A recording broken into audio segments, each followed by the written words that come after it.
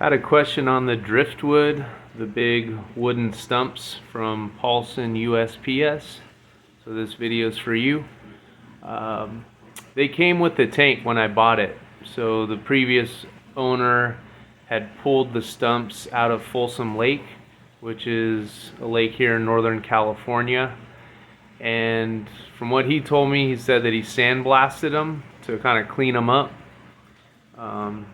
Get any junk off of them and bark and whatnot.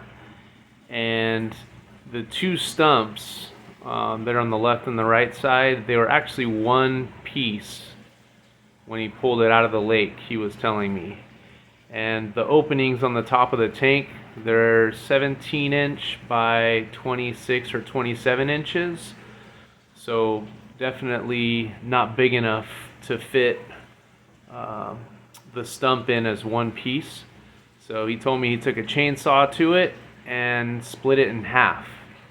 And he drilled a hole through both of the pieces, and he had a stainless steel bolt to reconnect them after putting them into the tank.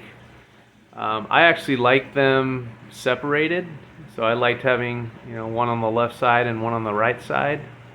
So yeah, I didn't reattach them. I actually kind of tried to reattach them, but it was kind of tough to do that. So I gave up on it and just decided, they look better as is, separate. I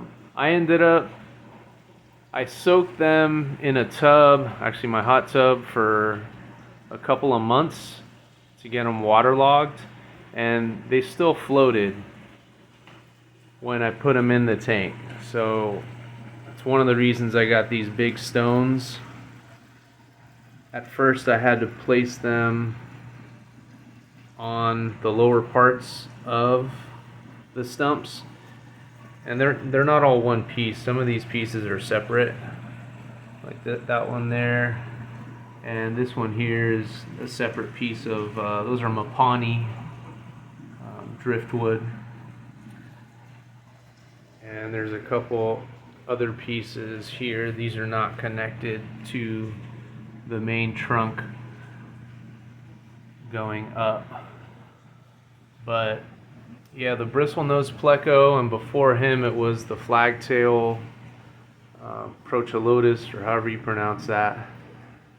They would do a good job keeping the algae off of it and keeping them looking clean. The Bristlenose does a good job of that. And they're still semi-buoyant. I've got like a little airline tubing up there that I've run through the teeth of the overflow. You can kind of see that. That's to keep it in place when I do water changes. It tends to kind of want to move when I do a water change, so it'll fall down, or it used to before I had that airline tubing in place. And now that one stays pretty well put. And over here, this one stays pretty well put too. This Mapani driftwood is really heavy, so these pieces help keep it in place.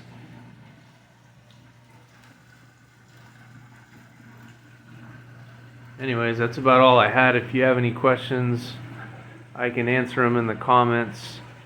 But yeah, I know buying driftwood is crazy expensive, especially the large sizes.